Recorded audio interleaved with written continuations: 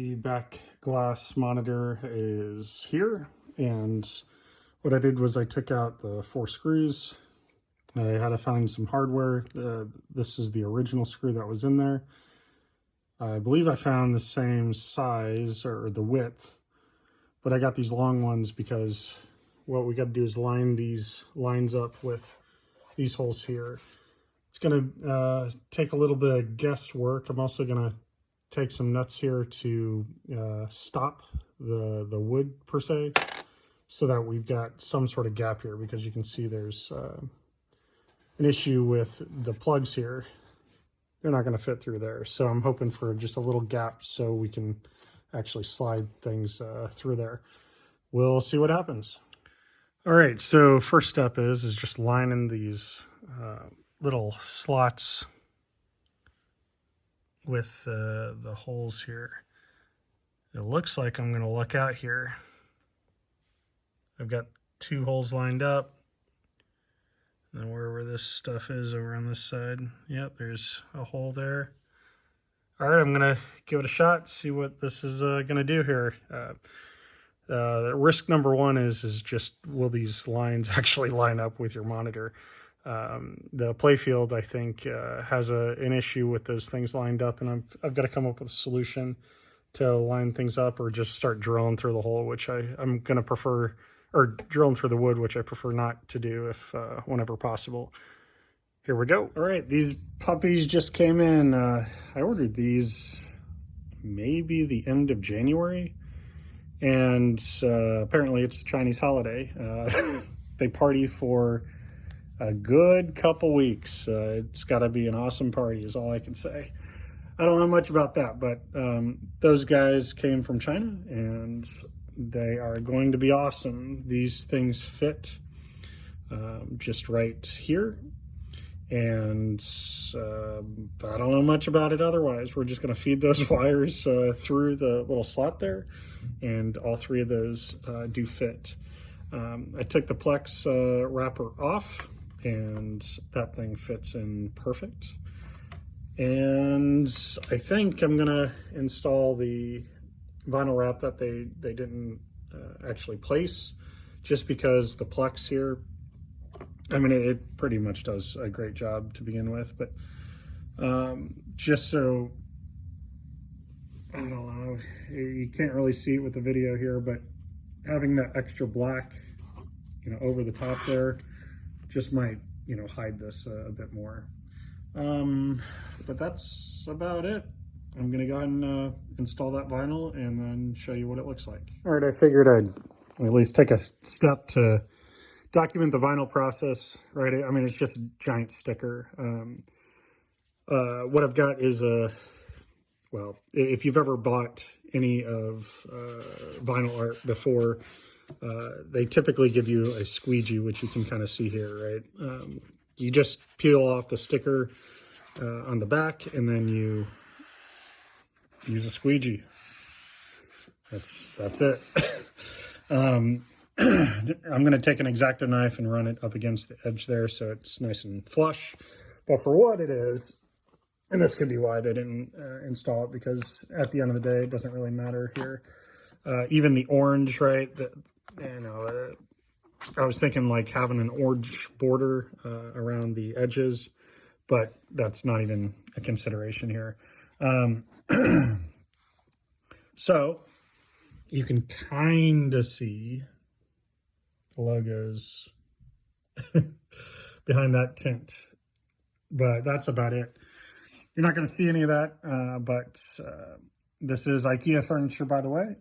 So anytime that you can wrap the wood with anything, it's going to bring additional protection. So that is that. I'm going to go ahead and clean this up and then install those little guys. All right, there she is. I just put the 3 panels in the plate there. All the wires are feeding on the back. I'm going to go ahead and put the Plex on there next and see how it looks. Plex is on. There she is. So the only caveat here that I noticed is putting the black screws on the Plex. If you screw them in too tight, it was actually bowing at the middle of the plex itself.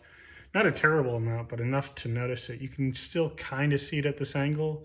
It's not completely flush, but you know, that plex isn't going anywhere, and it's at least 3/4 the way screwed in for what it's worth. So the HD matrix, in my opinion, makes a difference in what you're looking at here. I see there's a little bit of bowing here, which, or how do I, right there's a little bowing there. So I might unscrew one of those a quarter turn, just so it's more flush. But that's really it. No one's ever going to notice it, even myself here, once it's all installed. So that's the installation finally after the Chinese New Year. You can see why I was waiting. Look how flush that is to the LED blade. I wouldn't be able to insert this later, it seems. So if you ever have LED problems, I suppose you got to take apart some of the cabinet to really make that change. But that looks pretty sweet. If that thing, you know, never breaks, that is awesome. All right, on to the next. More goodies came in. So what we've got here, I don't really know what these things are, but these are the brains behind the LEDs, is all I know. We're going to be hacking up a Ethernet cable into these somehow. But here we go. So here is, I think this is called the Octo. This needs to be a female part here because this teensy is going to go in those things. So this was a rare find. You can find these boards on Amazon, but they are not soldered. You can see there it's already pre-soldered here, which is awesome. That's worth $10 to me, not having to do that. I'm not great at soldering, but I can solder some wires here. That takes an extra specialty level here, I think, in my opinion. But anyway, this was like 10 extra bucks with the soldered pieces already there. And it was a specialty store, which is really awesome. I'll put the link in the description below. This is the, I guess this is the Octo or the Teensy, I have no idea. But between the two, we've got the Octo and the Teensy. This I got off Amazon with the pins already installed. You can see they're just smashed in the styrofoam or whatever. I'm going to take these pins and put them in here, but I first need to figure out the orientation. So I'll figure that out first. Ready to rock and roll here. So we've got, I guess, the Octo here. And there's the pins. And all I did was take the, I guess, the Teensy and or Octo, whatever this thing is, and I plugged it in. And I put it in the female slots there, and I just pressed it till it was all the way in. It kind of clicked, but that's the front. I'm kind of jumping all over the place because some things are coming in, so I'm doing those steps. But we're back to the playfield mount, and this mount was not lining up with the holes on the back of the C3. I believe they're fitting in that hole there and that hole there. So I want to try to keep the integrity of the cabinet or the mount as best as possible, right? Because I mean, again, we're talking IKEA stuff, right? MDF. So the plan is I found one of these metal sheets that mount TVs, and it looks like it lines up perfect with where I'm going to go here. But I'm going to put a spacer between the wood and the metal, and I'm going to attach this. So then I've got this as a way to mount the TV as a whole. It should work. The wood is going to hold it, you know, in place based on the little grooves on the cabinet. The metal is not going to go anywhere because it's attached to the wood, and then that's going to attach the TV or the C3 monitor in the most secure fashion possible, because there is a little groove on the end of the monitor that doesn't make it flush, and I'd be concerned about placing this right up against there. along with some ventilation that's coming out of the monitor as well. So this seems to be the perfect solution. We'll see how it goes. I think this is going to work out. So what I've done is I've taken the plate here and on the third, what is this thing called? The Varus? I don't know. This mount here. The third slit is where I'm putting this stuff. And I'm taking, I think this is an M6 screw. This didn't come with the mount that we're talking about right here, unfortunately. What I did is, this is from another mount from another TV that, I installed actually years ago, I think. But the hardware that came with this plate here, if it gives you any idea, is this one here. And you can see that this screw is like twice as long. So this would work if you did not use a spacer, but that's the catch here. You can see the spacer itself takes more than half of that one. And the spacer as a whole, let me kind of show you here. The spacer is the approximate thickness of the wood itself, right? So if you're adding this, we need something that's gonna allow some space for a screw. There's not a ton of space, but when it comes down to it, actually, I'm looking at the wrong spacer here. Sorry. This spacer is what I'm using. But you can see the thickness of the spacer is still a problem for the screws that came with this mount. You can see it's just the thickness of the wood itself. So we need the big boy here. And that's going to give us enough space to screw in at the bottom of the wood. So I'm going to go and do that. I've got to find a nut that's going to fit on that. So I know there's claims that you won't be going to the hardware store for the assembly of this cabinet, but I guarantee you, if you do not have the hardware just laying around, you will be going to Lowe's or Home Depot or something, right? So I'm going to go look for that in the garage, something that fits there, and we'll be right back. All right, I found the nuts here, and I measured this for you. This is a 2-inch long screw there. Don't really know how to measure that per se, but this little spacer came with the kit for this black bit. I mean, it's basically the width of this, in case you've got to go to a hardware store. But remember, the spacer came with it, but you might need one of these screws. I think this is an M6 by 40 is what the bag said when I pulled it out.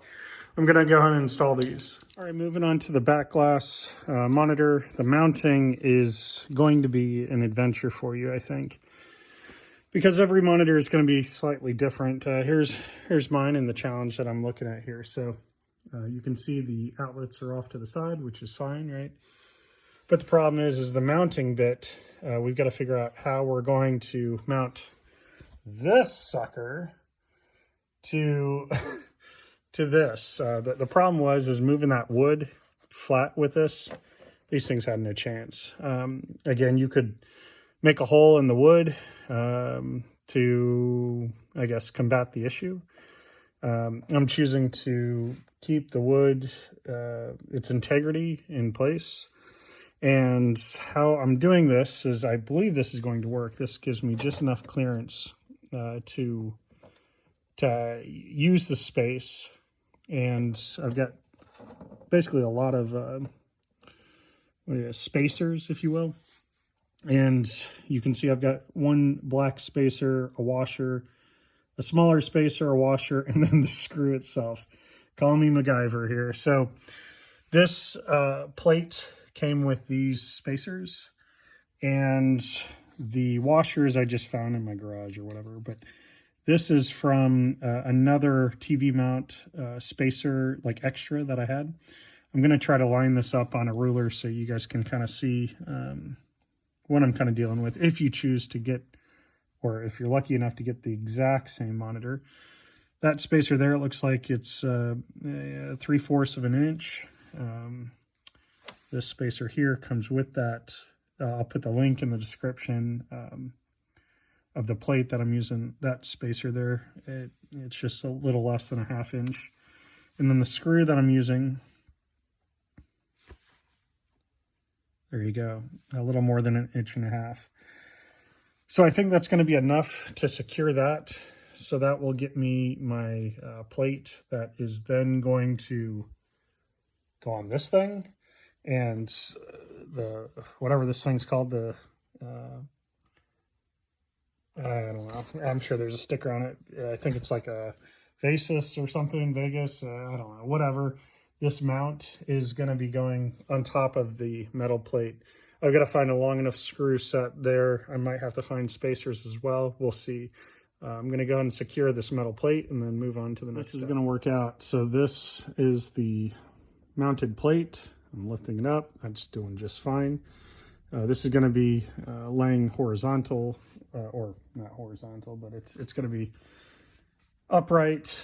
And now we got to get the wood piece on the metal here. So I got to find the 2 screws, which I think or the 4 screws that will be fitting in there. Just got to line up the wood there and see how things work. I'm probably going to need a spacer because these screws are not, like, I can't screw them any more than they already are. There are little grooves there, so it should be even, but with all the spacer and washer, you know, MacGyver style I've been using here, they all kind of like beat out just a smidgen, but that's not going anywhere.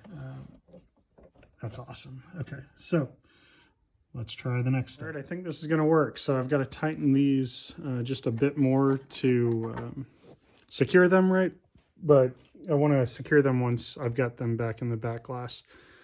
But basically, as you see, I just took a screw, and I've got 2 washers in there just because the screw that I'm using was just enough where I was kind of concerned, like maybe I should get a washer on there just to be extra safe, that thing's not going to, like, you know, fall through here.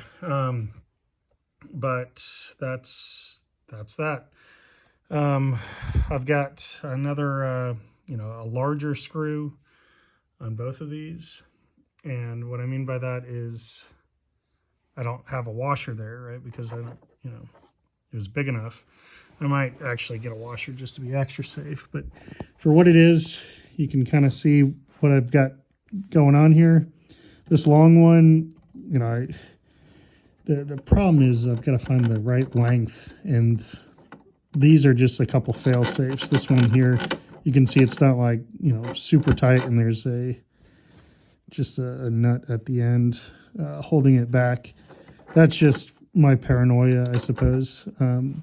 Having 4 of these on there, this isn't going anywhere. So I use the other spacers to basically, how do I say this? The screws that are right over here are bulging out. So I can't just put the wood on it directly. So I use the other 4 spacers there. But other than that, I just got to tighten that up.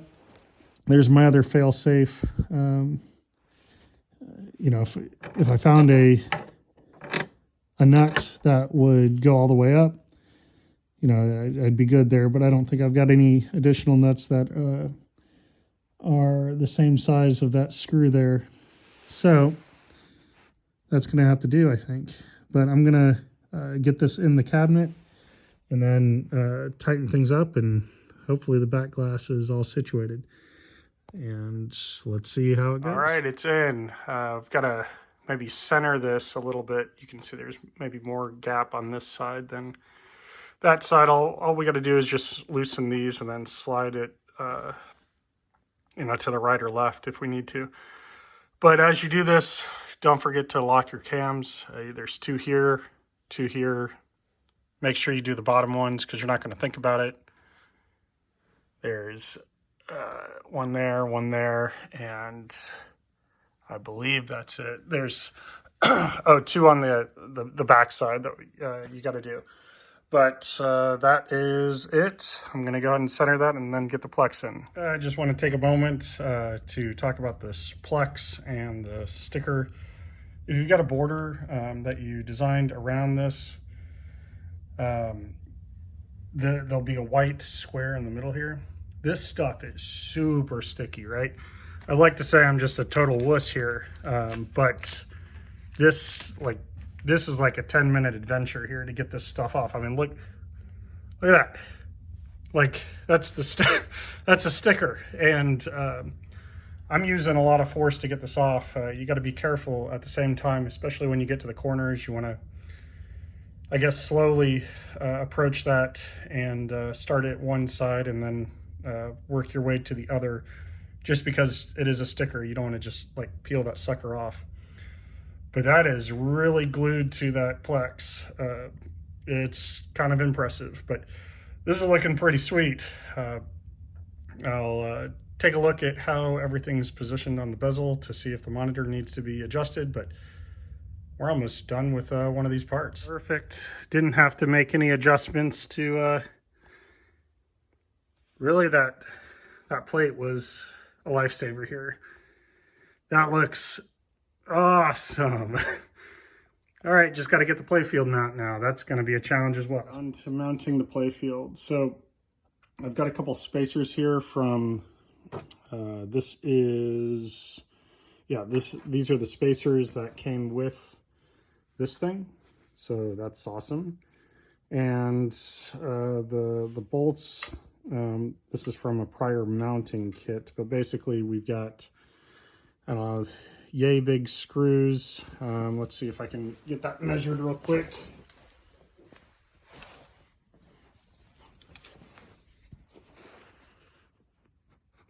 Looks like maybe a little more than an inch here. And what we're doing is we're putting a washer there, and we're just gonna start connecting those up. Hopefully this works as well as the other mounting bracket that is for the back glass. So far so good. This is gonna allow the TV to breathe. And then also there's a little lip here, as you see. That's gonna allow this to sit flush with the wood, whatever this thing's called, the Vesa, whatever, this mount. But this works, like it's not going anywhere. All right, so I'm gonna get the wood panel on and see what happens. All right, so I think I've got this centered. I haven't mounted this yet, but when I measure this from here to the edge, that is just under 7 inches. And then over on this side, well, let me make sure we're saying this right here. Yeah, this side is just under 7 inches, and this side is just over 7 inches. So, that means it's going to be slightly heavier on this side. I don't know, we'll see. Basically, I've centered the mount on this. We'll, I suppose, soon find out the balance of all this. I might put something down to see how it balances before I put it in the cabinet. Maybe some cardboard or something, but just to see how the center of gravity happens on this thing. But the screws that I'm going to use, it looks like we've got, let's see. So I've got a washer and a spacer, of course, on this. So it looks like this is just over 1.5 inches. So when I put this up against here, you're going to see that it's just like barely treading. Like it's not touching the bottom there. So that's an awesome length for one. But you got to get a nut on there. So we got to find some nuts here first and get that at least situated. It's going to be interesting how we're going to do this. So I might need a smaller screw is what this is going to say, but the spacer is going to raise this up just a little bit. But yeah, the problem is going to be, how do we get the nut in there? I might need to mount these first on the metal mount, and then, no, we've got a problem here. So the mount is there, which is good, but the screws are under the mount. So what we got to do is we got to find a bigger spacer. I think need one more here. I'm gonna go look for spacers. All right, there we have it. So I had to go to the hardware store, so you probably will too, to get the nuts. And I reached out to Game Room Solution, and they said that nuts aren't provided because the screws and the washers are all you need to go into the TV. Only assumption is the VESA that they've provided lines up with your monitor, and in my case, the C3, which is an awesome TV. I set it up already. The picture is awesome. The mounts to the TV. Yeah, let's see here. Yeah, the mounts to the TV are like right there. You could drill right into the wood, but again, we're talking IKEA type furniture stuff. But let me kind of show you what I did there. So you can see that I went into the monitor and the holes that they provide. I put a spacer on each one of those holes. And then, let's see, I don't know if we're going to be able to see this, but where the plate is so close to the wood there. I put a very small spacer because the top of the screw from the monitor bracket, right, would be like riding right into the wood there. So I've got a small spacer between the plate and the wood. You can kind of see where my finger's at there. And that's separating the wood and the metal.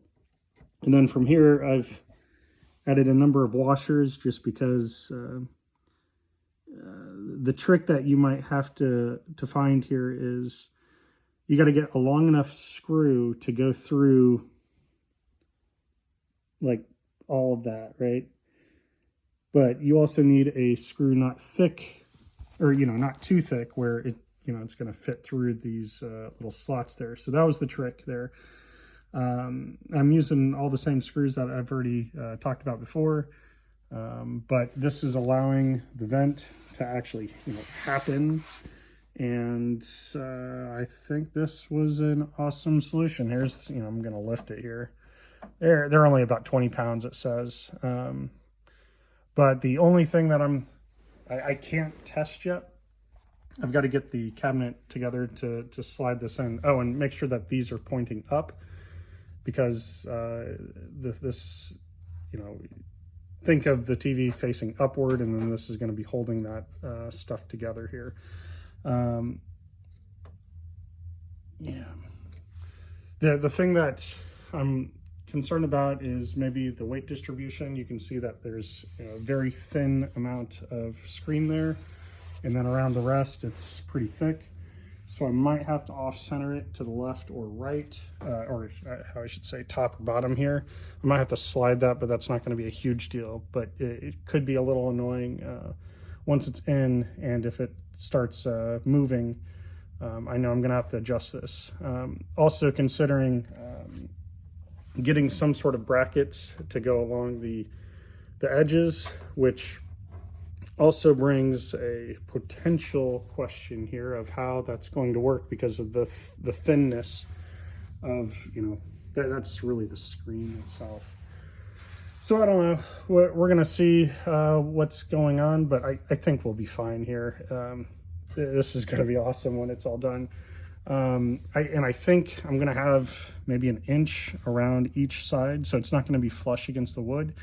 I'm going to have to figure out a solution there so that, though I have a bezel, you still might see it. I might put like weather stripping in there or something, or I might take another LED, like I might make an LED rail and just go right across the side there to tighten it up. I don't know, but we're going to find out together here in just a few. On to the next thing.